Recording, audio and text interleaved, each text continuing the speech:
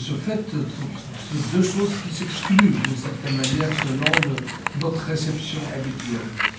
Mais les structuralistes nous ont donné l'occasion de parler de la logique du récit, c'est-à-dire de la logique du roman, à l'origine, de la logique du conte, etc.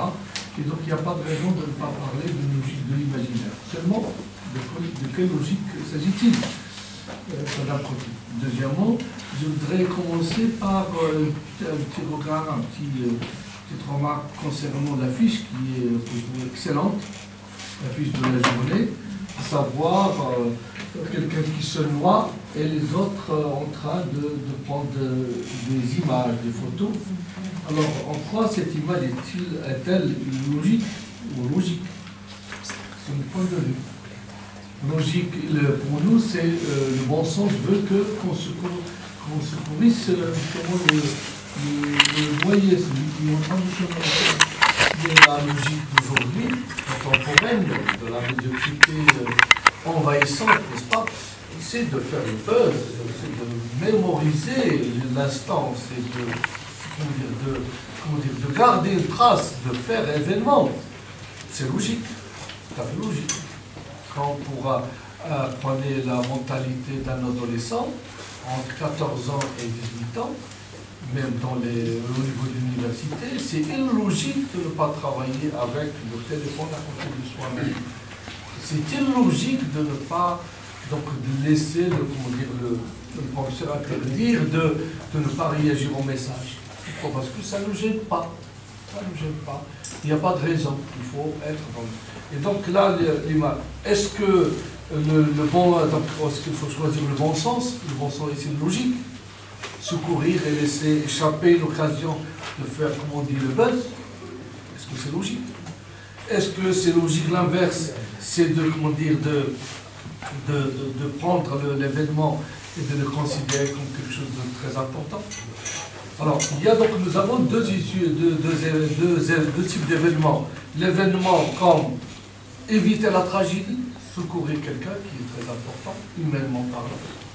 Ça, c'est le raisonnement, la raison pratique qui lie le sens aux actes, selon Kant, c'est bien ça.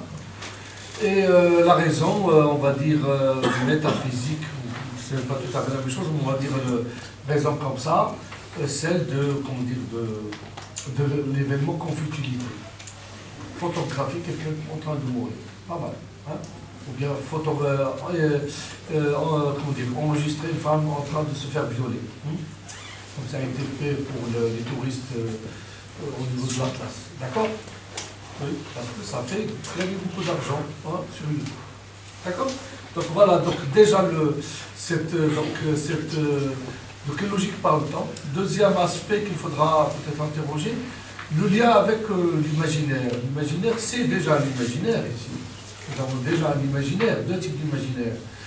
L'imaginaire qui est lié à une tradition, en bon sens, à l'humanisme, et un imaginaire lié à tout vendre, la marchandisation internationale, qui est une forme de constitutionnalisation internationale.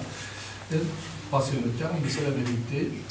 Tout se vend, donc il n'y a pas de raison de ne pas vendre, mais y compris ça, tout ce qui est intime. D'ailleurs, ceux qui suivent un peu ce qui se passe au niveau des journaux, il y a maintenant tendance à se mettre devant les autres, c'est-à-dire une tendance au voyeurisme. On filme l'intimité, l'homme filme sa femme en train de se baigner, ou bien en entrant dans la salle de bain, etc. C'est tout à fait normal parce que ça va payer beaucoup d'argent. Parler des problèmes de famille aussi, et ça aussi c'est sûr. De quelle logique parle-t-on? Alors pourquoi l'imaginaire? Je voudrais rappeler un vers de Hölderlin, pourquoi des poètes ont tant de détresse. Voilà.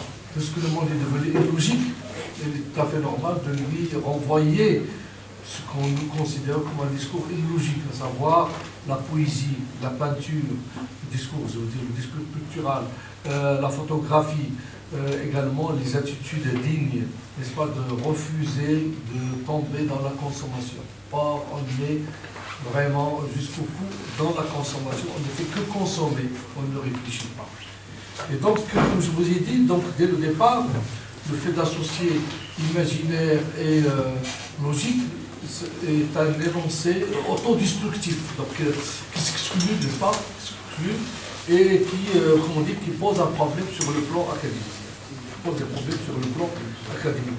J'ai pris des notes comme ça sur la logique, sur beaucoup de choses, mais je voudrais quand même lire quelques passages juste pour problématiser beaucoup plus que pour répondre. Quelle logique pour les significations complexes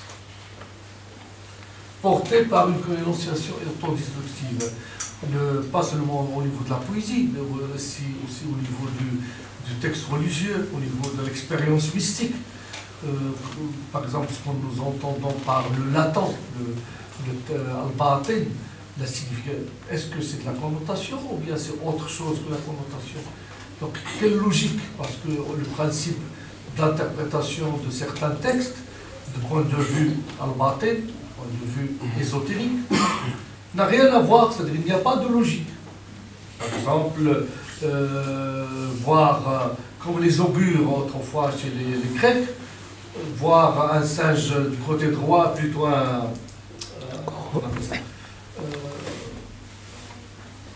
oiseau, un corbeau du côté droit, est de bonne augure, vous le voir du côté gauche est de mauvaise augure, etc.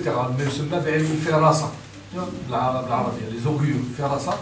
Également, nous avons aussi au niveau de nos superstitions beaucoup d'interprétations dans ce sens. Alors, dans quelle mesure cette interprétation qui est logique chez la plupart des gens, parce que c'est le bon sens. C'est le bon sens. Et ça se traduit aussi par le langage, ça a été évoqué tout à l'heure par Sechka, concernant la langue qui porte le. Quand on dit par exemple, comment dire, une peur bleue, enfin, en français, Darija, c'est comme ça, donc il y a des adjectifs qui pourtant sont acceptés. Donc quelle logique. Donc c'est ça ce que j'appelle les énoncés complexes. Les énoncés complexes, et dans ces énoncés complexes, il y a une autodestruction, c'est-à-dire les significations parviennent à se rencontrer, à un moment donné, ils s'excluent. Mais le réel, dans la raison pratique, quand, n'est-ce pas, ils sont acceptés. Ils sont acceptés. Une fleur bleue, quoi d'autre les jambes en coton. Les jambes en coton, beaucoup de choses comme ça. Donc, on va trouver plein de choses au niveau de notre tradition arabo-musulmane, dans la culture arabo-amazigh. Il y a beaucoup de choses dans ce sens. Il y a ce qu'on appelle ces énoncés complexes. Alors, le cas de l'imaginaire semble nous placer dans une situation inconfortable en voulant examiner la logique de ce discours particulier. Et l'on est de même des écritures littéraires les plus créatives comme la poésie. Alors, le cas de la poésie est encore pire. Je donnerai tout à l'heure deux ou trois vers en arabe et en français pour voir comment la forme symbolique peut-elle développer une logique comme enchaînement de propositions cherchant à valider une vérité, c'est-à-dire une vérité ou bien une réalité ou une représentation. On ne peut que se trouver dans une situation de perplexité devant une écriture avec des formes de la contradiction. Au niveau de l'énonciation, donc déjà au niveau de l'expression, il y a deux sens contradictoires. Malgré ça, elles sont acceptées. Hein, d'accord, au niveau de l'énonciation, mais une écriture qui développe bien voir les facteurs de la connexion qui semblent accréditer la structure. Il y a quand même des facteurs. Mais le lecteur comprend que ce n'est pas l'aveugle au sens propre, hein, mais quelqu'un, c'est-à-dire même le plus idiot peut y voir le sens. Alors, il y a quand même une logique. De quelle logique s'agit-il? Alors, j'avais prévu aussi de parler de l'induction du système, mais je ne vais pas en parler, quand même. Alors, est-ce qu'il y a automatiquement, implicitement, un raisonnement abductif ou autre chose de ce type? Mais dans ce cas, quel parcours? Ça se fait automatiquement, intuitivement. Alors, peut-on parler d'intuition? Ce que Kant appelle la subsumption.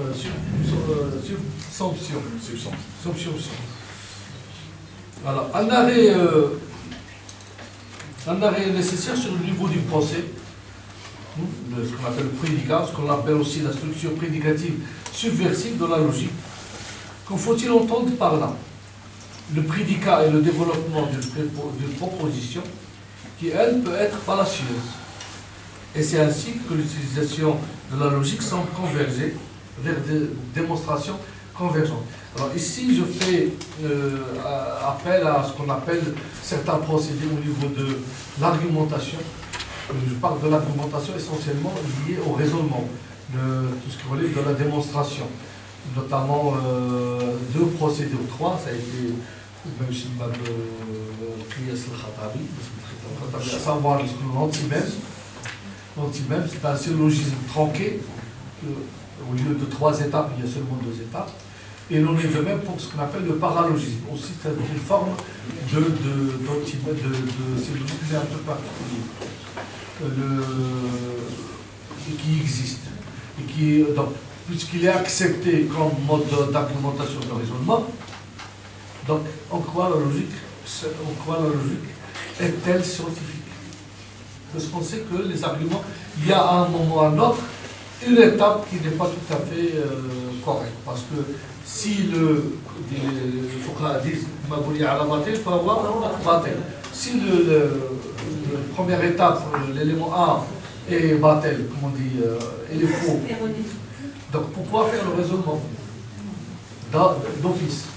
Cependant, le raisonnement lui-même, c'est-à-dire si on écarte le côté moral, qui est un problème problématique, donc certainement, c'est bon, on va parler de ça. Le côté éthique est important dans le raisonnement. Surtout que le but, la logique dans le cadre de la philosophie, c'est la recherche de la vérité, mais la vérité en tant que quelque chose qui permet de convaincre tout le monde. Mais non pas comme vérité absolue qui s'impose comme une nation. N'est-ce pas? Donc, la logique est une démonstration manipulatoire. C'est comme le principe de la rhétorique. Il n'y a pas ici avec nous, c'est Aziz Michaud. La rhétorique, un des fondements de la rhétorique, c'est l'éthos. L'éthos, la plupart du temps, on le traduit et on le comprend comme la dimension morale dans le discours rhétorique. Ce qui n'est pas tout à fait vrai. L'éthos, c'est la capacité du locuteur, قدرته الخطيب أو المتكلم على رسم صورة مناسبة. Bon, c'est un tableau honorable de lui-même. Même si on le sait, tout le monde, les présents, savent que c'est un escroc. Il est obligé, parce que c'est la nature de l'khitab, c'est la nature du texte, de présenter un discours où il va mettre en valeur ses qualités. C'est comme le frais, hein. Donc, même si, pas nécessairement le frais. Donc je parle par exemple au niveau de la politique. Au niveau de la politique, on sait que c'est quelqu'un qui est réputé, qui a une mauvaise réputation, et pourtant, dans son discours, pour que ça passe, il est obligé de brosser un tableau positif de lui-même. C'est ça l'éthos. Ce n'est pas la morale, mais le tableau qu'il dresse de lui-même doit être positif. Et donc c'est ce que j'appelle les démonstrations manipulatoires. Sans cet aspect-là, il n'y a pas de rhétorique, il n'y a pas de manipulation. D'accord? Je vous donne un exemple. Un pays puissant qui laisse son pays, mais va vers un autre pays, faire la guerre. Alors, mais pour légitimer son acte, qu'est-ce qu'il dit? Il dit on va apporter du bien. Il ne va pas dire que nous sommes une force, comme on appelle ça, ennemie, qui s'insurge dans les affaires des autres. Non, on va leur apporter de la démocratie, on va leur apporter des choses. Donc il brosse un tableau positif d'elle-même, de ce pays. Est-ce que vous comprenez? Pas la peine de nommer les pays, mais ça a toujours existé au niveau de l'histoire. C'était Rome à un moment donné, et au fur et à mesure qu'on avance dans le temps, au niveau de l'Europe, il y en a plein. L'histoire des colonialismes a été cela, ce qu'on appelle les grandes découvertes, le jésuitisme, n'est-ce pas, du côté de l'Extrême-Orient, au Japon, en Chine et au Vietnam, etc. Pour cela, on va leur apporter choses. Alors que c'est à l'origine, c'est tout simplement du colonialisme pur et simple, donc, juste pour voir de quelle logique s'agit-il. Donc les termes logiques, ici, alors la logique est examinée dans son rapport au sens et au discours au niveau d'un certain nombre de relations. Ici, je renvoie donc à tout ce qui relève de la langue, mais aussi tout ce qui relève de la signification, entre analogie et référence. Parce que le cas de l'imaginaire est cela. Quand j'associe un mot, ou bien un signe, à un autre signe, dans quelle mesure cette analogie est-elle une analogie? Je vais donner tout à l'heure un exemple. La terre est bleue comme une orange. Formellement, il y a analogie. Logiquement, il y a analogie. La terre est bleue comme une orange. A est comme P. Formellement, c'est une comparaison. Mais sur le plan du sens, ce n'est pas une comparaison. La logique. Entre analogie et référence.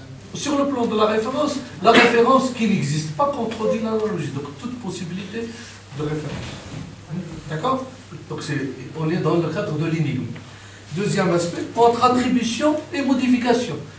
L'attribution A et B, n'est-ce pas? Et modification A et B, en disant A et B, je suis en train de modifier le sens, carrément.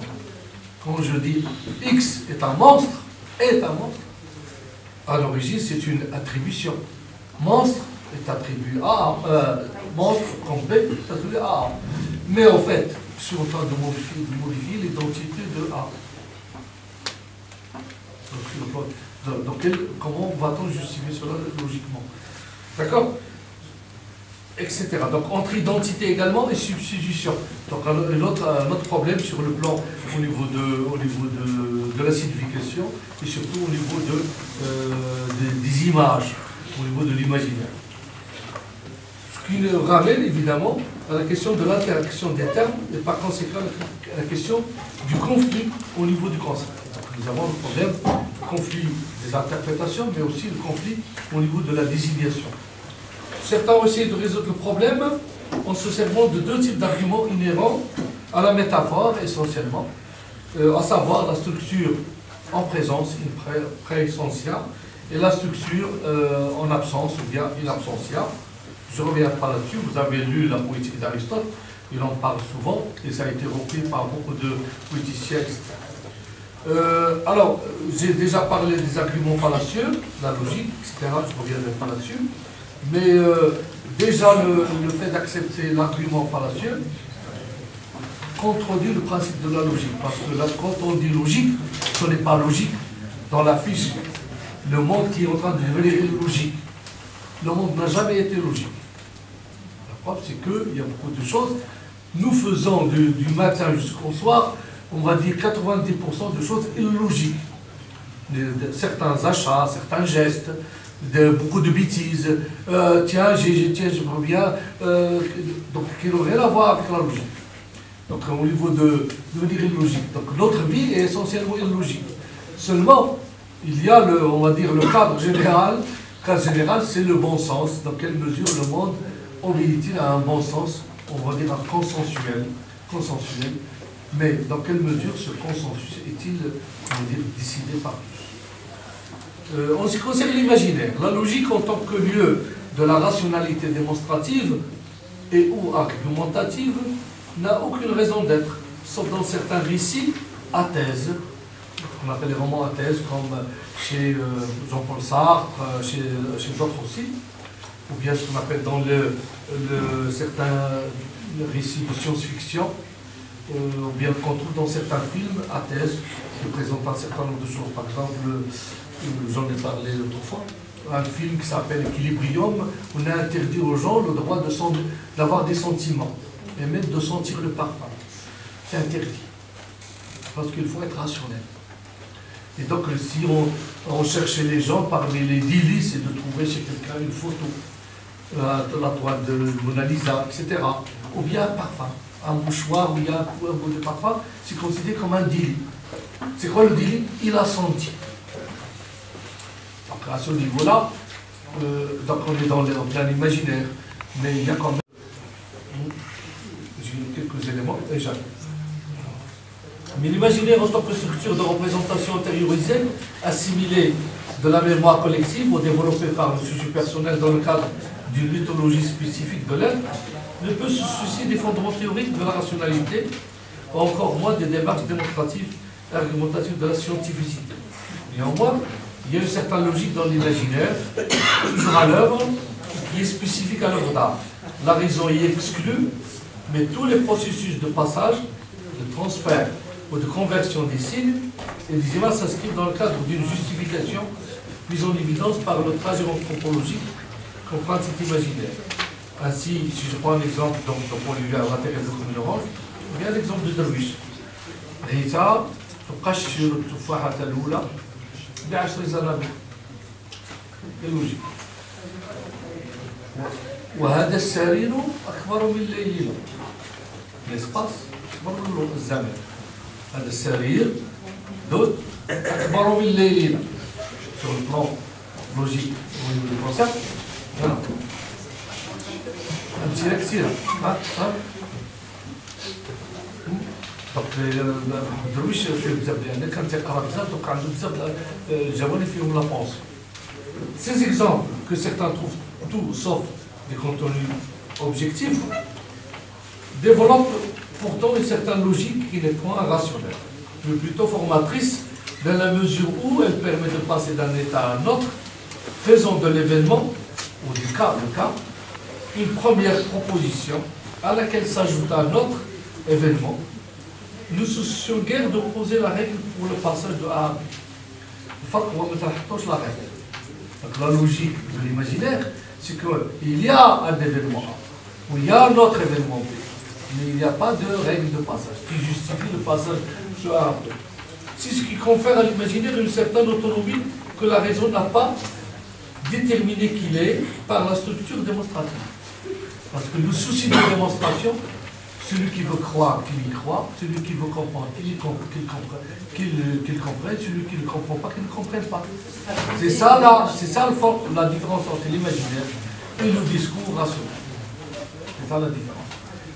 Dans la poésie, dans la peinture, dans le reste, la logique essentiellement vise la persuasion, la conviction, alors que dans le discours littéraire et artistique, on ne cherche pas à comprendre. C'est pour ça qu'il est considéré comme illogique.